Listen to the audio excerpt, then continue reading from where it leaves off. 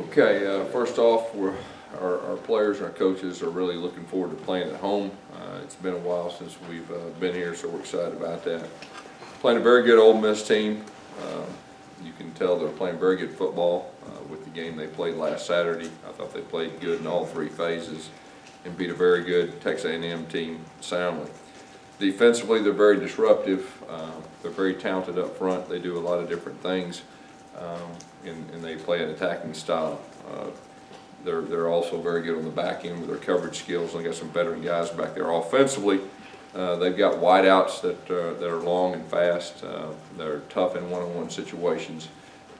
They're getting their offensive line back intact, and you could see that last week, with their run game. And they got a dual threat quarterback, so they present a lot of challenges. We understand we'll have to play well to win this game. On another note, Lawson will practice for the first time today, which should give our guys a lift. We'll see where he's at. I'm not going to say right now that he's going to play this Saturday, but the fact that he is out there practicing, I think will be good from a leadership standpoint, if nothing else. You ever been able to have a player come back from an injury first week in practice and play that very next weekend? I think there has been some times. It just depends on how long they're out. Everything's different as far as that's concerned.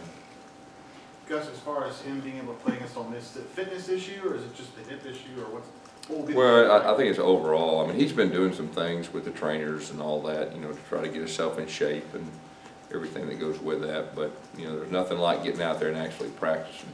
So that's why I kind of said I'm hesitant to say that right now he'll play this Saturday. But it is a good note that he's on the practice field. Will he do everything practice-wise? Yes. Talk about Carl. Is he excited about this? Really excited? Yes, yeah, he definitely is. He's a competitor. It's been tough on him, and he's went through a lot. You think back at last year having to set out, that was tough on him, and then coming back and getting injured. And, he's went through a lot, but he's a kid of character, and he's a tough kid, and so he's excited to be back out there for his team. Coach, what kind of an impact has Carl had on his teammates, just as far as encouragement when he's on the sidelines making trips?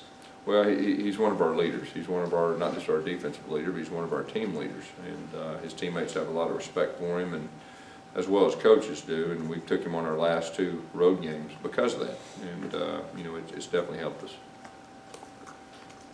Gus, how do you mentioned last night, last year, at Texas A&M last year. How do you make sure that doesn't happen again? Well, I mean, the fact that we had a similar situation last year, and it did affect us, there was some carryover, and I think you can learn from things, and that's what we're going to do. And, it starts with our leaders, it starts with our coaches, and we got to put that behind us. And, you can flip the film on, and Ole Miss will get your attention in all 3 phases, and so that'll definitely help. Why do you think these last 2 games between you and Coach Freed have been so close? That's a good question. I mean, he's a great coach. He's got great players and does a good job. This is obviously a pretty emotional game for Laquan Treadwell. What are you expecting out of him, and what do you think of just him? Well, he's one of the better players in the entire country, and he's a force. There's no doubt, and we got to have our attention on him. And he's a great player. What did you say to him after the injury, and did you reach out to him? Yeah, I reached out to Coach Freeze and just let him know that our thoughts and prayers were with him, and he's a class young man and a great person, and he's a great player. What do you see from the team this week coming off Saturday's loss? Have they been eager to get back out there? I think so. I mean, obviously they're disappointed. When we came back, we watched the film, and after we watched the film, we put it in our rearview mirror. That's behind us. There's nothing we can do about it now. We got to move forward and look forward. And those kids have responded, and they're ready to hit the practice field. And I know our coaches are too, and that's part of it. And like I said, we got to get better, and we're committed to doing that. And playing a very good opponent this week too, just to see where we're at.